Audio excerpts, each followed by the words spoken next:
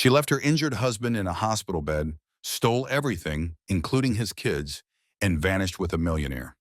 10 years later, broke and desperate, she showed up at his front door, only to find a family that had already replaced her.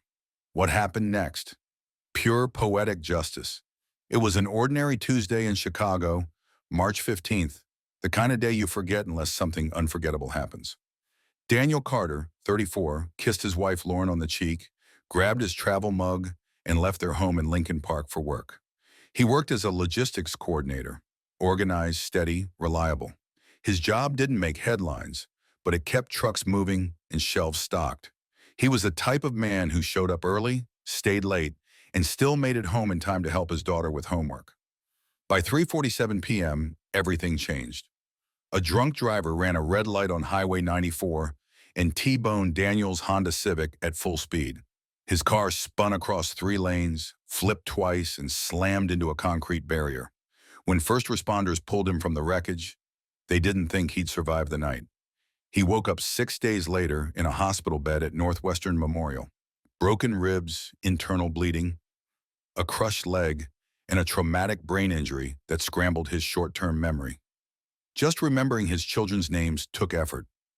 Lauren was there when he woke up, holding his hand, crying, telling him how scared she was. For 2 weeks, she never missed a day.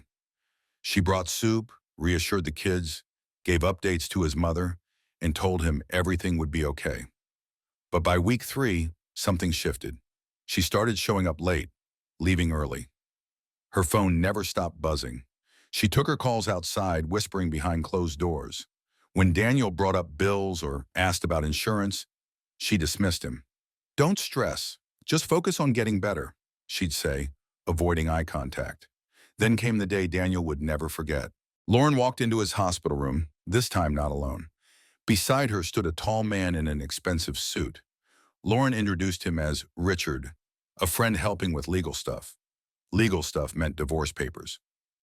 "I've been thinking about this for a long time," she said, her voice calm. "The accident made me realize I want more from life. I'm 32. I have dreams. I can't put them on hold while you relearn how to walk." Daniel, still groggy and hooked up to IVs, could barely comprehend what he was hearing. "What about the kids?" he asked. "Your mother can handle that," Lauren replied flatly. "This is a transitional time for me. I'm not in a place to take on full parenting." What followed was a legal ambush.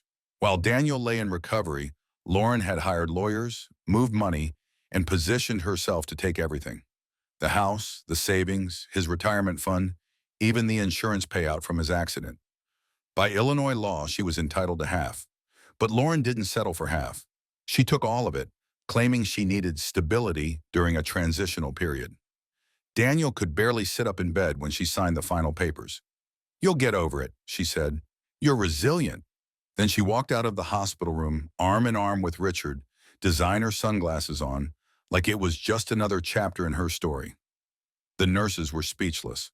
One of them, Patricia, 20 years on the trauma floor, said she'd seen some cold things in her time. But this? "I've never watched someone abandon their spouse like that. You think you know someone until they show you who they really are." 8 weeks later, Daniel was discharged. His mother, Martha, picked him up in her old Toyota.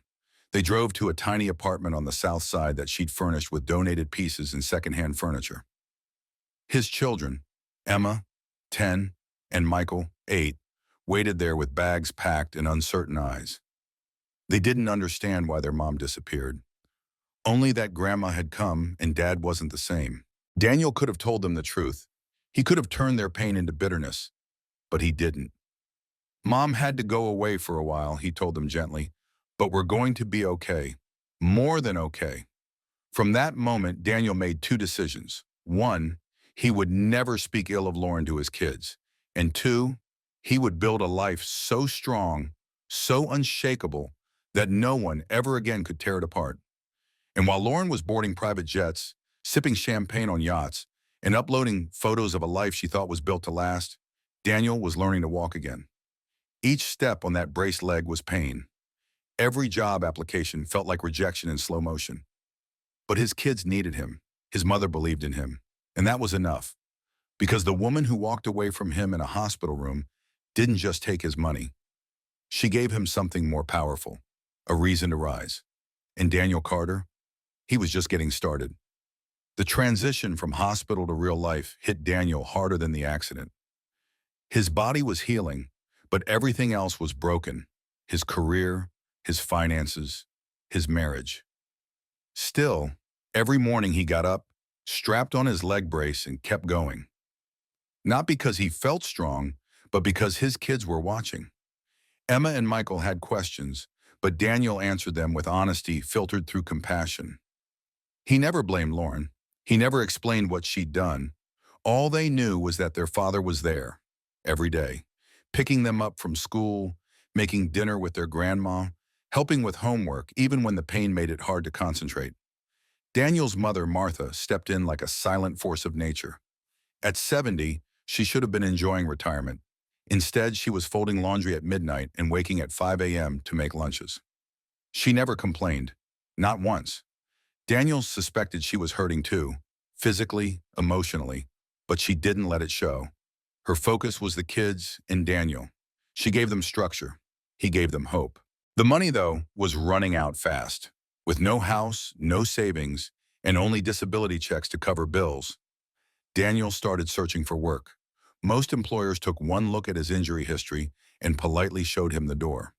Others wouldn't say it outright, but he could read it in their faces. Liability. Weak. Not worth the risk. Finally, a break came from a temp agency specializing in disabled workers. The job was at a warehouse near Midway Airport, manual labor mixed with inventory tracking. The pay was terrible. The hours were long, but Daniel took it without hesitation. He worked the second shift so he could walk Emma and Michael to school every morning. He limped through snow, pain shooting up his leg, but he never let them see him wince. Then he'd bus across town, clock in, and spend 8 hours hauling boxes and logging shipments, trying not to think about how far he'd fallen. Meanwhile, Lauren was becoming an Instagram success story. Her feed showed beachfront villas, candlelit dinners, and five-star resorts, always with Richard by her side. Her captions were filled with inspirational quotes about choosing happiness and living without regrets. It was all curated to perfection, but behind the images, cracks were starting to form. Richard's business was built on shortcuts, shady permits, offshore accounts, backroom deals. He wasn't just rich, he was reckless. Investigators started poking around, lawsuits trickled in. At first, Lauren laughed it off. People are jealous, she told friends, but even her followers noticed she stopped posting as often. Back on the South Side, Daniel found something he hadn't expected: opportunity. 3 months into his warehouse job, he noticed glaring inefficiencies, misplaced shipments, redundant processes, unnecessary overtime. He spent a weekend building a proposal in Excel, listing out improvements with cost-saving estimates. On Monday, he handed it to his supervisor. By Friday, he was promoted to logistics coordinator. It wasn't glamorous, but the raise meant they could move out of the cramped studio apartment and into a modest 2-bedroom. Emma had her own space again. Michael got to paint his room blue. Martha smiled more. With the new job came a renewed sense of purpose. Daniel enrolled in night classes at a local community college: business management, supply chain optimization, data analytics. He stayed up late after putting the kids to bed, reading textbooks at the kitchen table. Word spread. A former colleague, Marcus, called him out of the blue. A trucking company was drowning in fuel costs. Could Daniel take a look? He did, on a weekend. His analysis cut their expenses by 30%. They paid him $2,000 for the consultation. That was more than his monthly warehouse paycheck. He reinvested it. New software, business cards, a website. Carter Logistics Solutions was born in his living room. Consulting gigs trickled in, then they started flowing. A mid-sized factory in Joliet, a food distributor in Schaumburg, a medical supply firm in Gary. Daniel was everywhere, quietly building a reputation as the guy who could fix broken systems. All the while, Lauren's world was unraveling. Richard's company was under federal investigation for fraud and money laundering. Assets were frozen, projects stalled, investors fled. Lauren kept pretending it was fine until her credit cards stopped working. Richard was spending more time in court than in bed. Rumors spread, indictments were coming. When the Chicago Tribune ran a front-page expose on Richard's business dealings, everything collapsed. Overnight, Lauren went from penthouse parties to dodging subpoenas. Richard disappeared. The luxury car? Repossessed. The apartment? Eviction proceedings filed. Friends? Silent. She had nothing left. That's when she started searching for Daniel. She didn't know what to expect. Maybe sympathy, maybe a second chance. After all, hadn't they once been in love? But she had no idea what Daniel had become. Not just a survivor, but a builder. A man who took ashes and made something better. And she definitely wasn't ready for what she'd find at the door. By year 5, Daniel Carter was no longer just a name on a client list. He had built something real. Carter Logistics Solutions was now a respected consulting firm with a growing reputation across the Midwest. He'd hired a small team, secured contracts with manufacturers, and turned his personal survival story into a business model that emphasized results, not excuses. At home, his children were thriving. Emma was a top student in her high school honors program, tutoring younger kids for extra income. Michael had developed a gift for fixing electronics. He'd started offering his repair services to neighbors and teachers, charging just enough to buy school supplies without asking his dad. Daniel's mother, Martha, remained the family's emotional anchor. She never asked for thanks, never reminded anyone of the sacrifices she'd made. She just kept showing up at school events, science fairs, debate tournaments, quietly proud, always steady. Daniel wasn't rich yet, but for the first time in years, he didn't flinch when the rent was due or when the kids needed new shoes. They moved again, this time to a house with space to breathe, still modest but clean and safe. And when Daniel signed a contract with a national retail distributor, he knew the risk had paid off. He had built his second life from scratch. Meanwhile, Lauren's world had fully collapsed. After Richard fled the country to avoid prosecution, Lauren was left to deal with the fallout. Her accounts were frozen, her apartment was seized, civil suits piled up against her for unpaid debts, luxury purchases made on credit, and suspected involvement in Richard's financial schemes. At first, she tried to save face, posting throwback photos, pretending everything was fine. But the silence grew louder. Friends stopped answering. Former allies blocked her number. She was now a cautionary tale whispered about in real estate circles and social brunches. The woman who chased wealth and ended up with nothing. No money, no Richard, no friends, no plan. And then she remembered Daniel. She Googled him, found the company website, saw pictures of him at industry conferences. She hesitated for weeks, then months. She drove by the office once, then the house, and finally, one cold November evening, she rang the doorbell. Daniel opened the door. He didn't flinch, didn't show shock. He just looked at her. Lauren stood there, tired, thinner, her expression torn between guilt and hope. "Daniel," she began, her voice unsteady. I didn't know where else to go." He didn't interrupt, just waited. "I made mistakes," she continued. "I know I hurt you. I know I hurt the kids.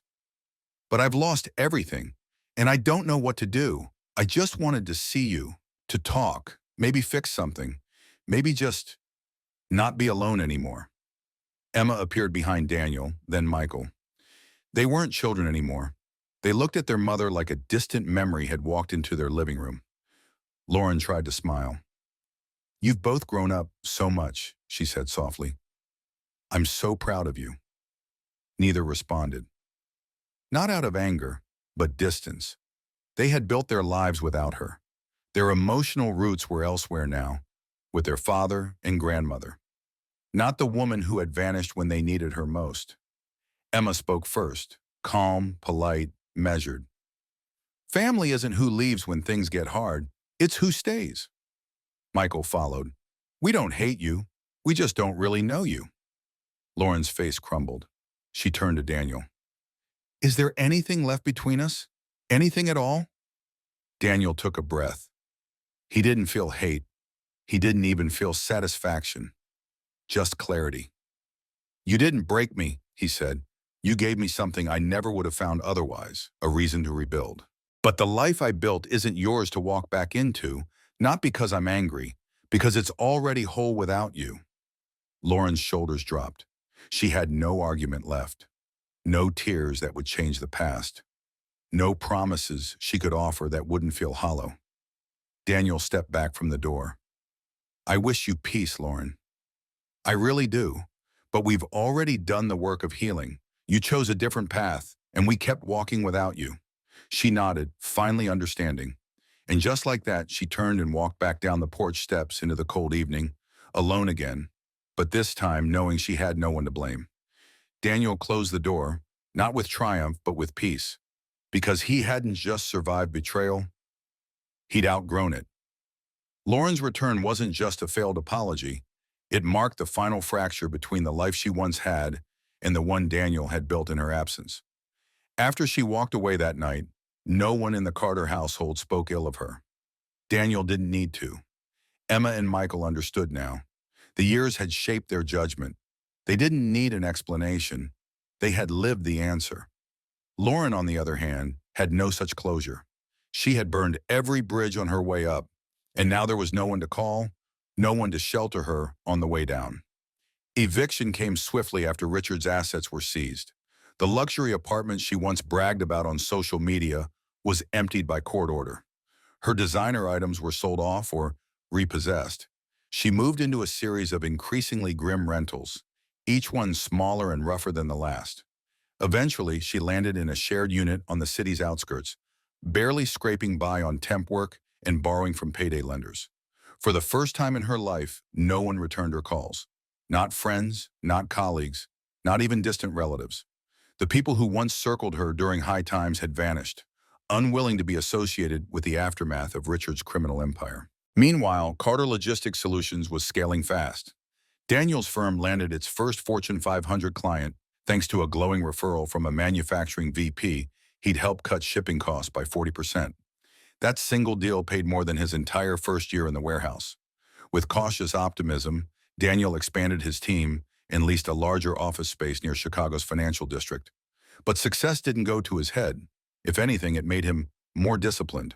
Every dollar was tracked, every risk calculated. His old life had taught him the cost of overconfidence. He wouldn't make that mistake again. Emma was now in college, studying engineering at Northwestern on a full academic scholarship. Michael had just been accepted into the University of Chicago's computer science program. They had grown up watching their father rebuild with integrity, and it shaped everything they did, from how they treated others to how they approached their own goals. Their victories felt earned, not given. Martha, aging but still determined, remained part of their lives. Her hands were slower now, her movements more careful. But she never missed a birthday or a school event. She was their foundation, and Daniel never let a week pass without thanking her. Meanwhile, the public fallout from Richard's crimes deepened.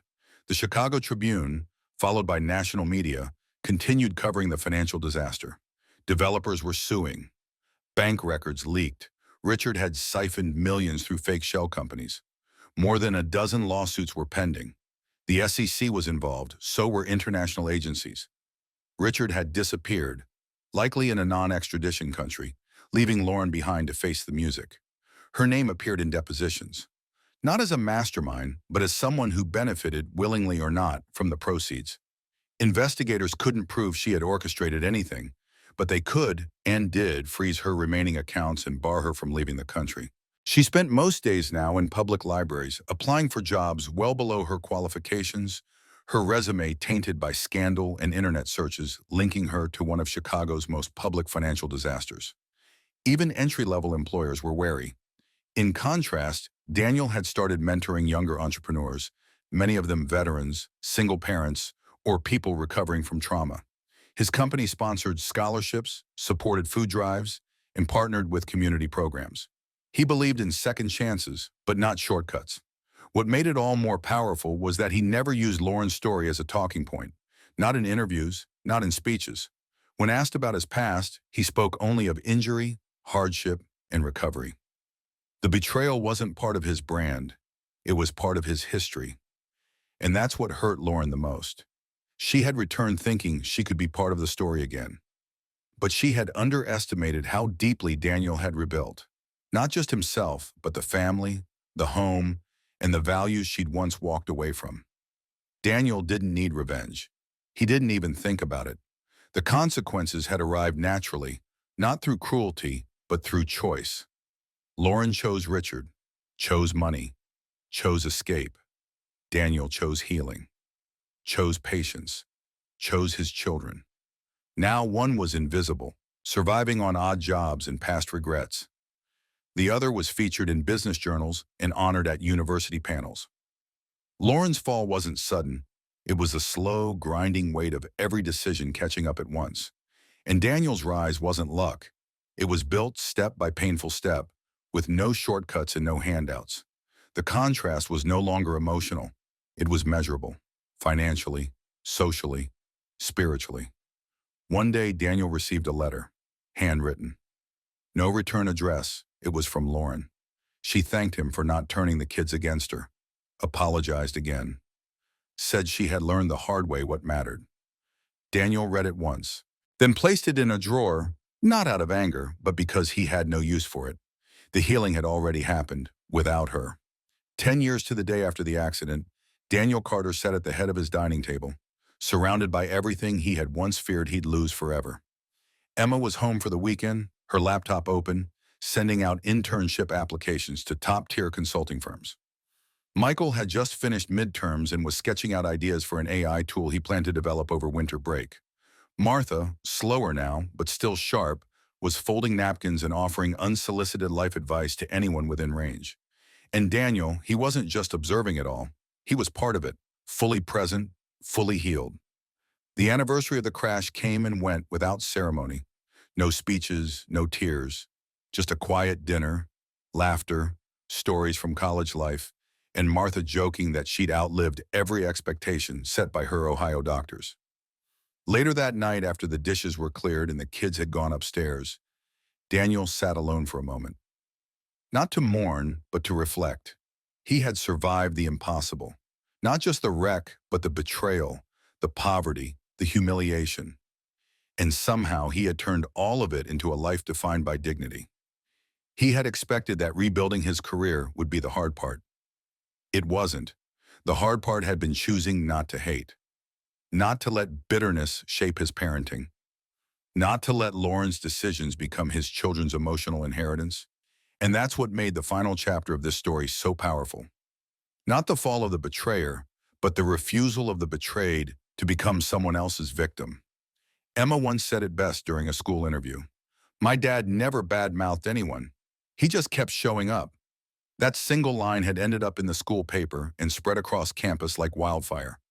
Her peers saw Daniel as more than a success story. They saw him as proof that strength doesn't always roar. Sometimes it just shows up with consistency. Michael echoed the same sentiment in his college essay. "We didn't grow up rich. We grew up watching resilience." That line got him a scholarship. Daniel never told them what Lauren had truly done. He never felt the need. They figured it out on their own, and that, more than anything, was justice. Not revenge, not punishment, just truth. As for Lauren, her final attempt at reconciliation came through the letter he kept tucked away in a drawer. She had written it without asking for money or pity. She acknowledged her failures, admitted her selfishness, thanked him for raising the children without poisoning their image of her. Daniel had read it once. It wasn't anger that kept him from responding. It was understanding. The person who had written that letter wasn't the woman who had left him in a hospital bed. That woman had ceased to exist the moment she walked out with Richard and closed the door on her family. Lauren didn't need forgiveness. She needed to face the truth, that some choices can't be reversed, and not all bridges can be rebuilt. In time, even the memories of her faded. Emma and Michael didn't talk about her much. Not out of hate, but because she simply didn't fit into their lives. They had a grandmother who taught them selflessness and a father who taught them endurance. That was their family. Daniel's business continued to grow, but he never lost sight of what mattered. He invested conservatively, lived below his means, and donated generously to organizations that helped injured workers and single parents. When asked why, he always gave the same answer. "Because someone helped me. Now it's my turn." He had no need for credit, no desire for recognition. The only legacy he cared about was sitting across the dinner table, laughing about midterm grades and college cafeteria food.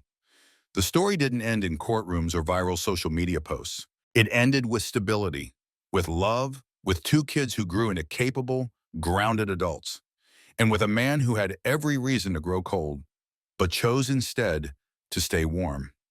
In the end, Lauren's greatest punishment wasn't prison or poverty. It was irrelevance.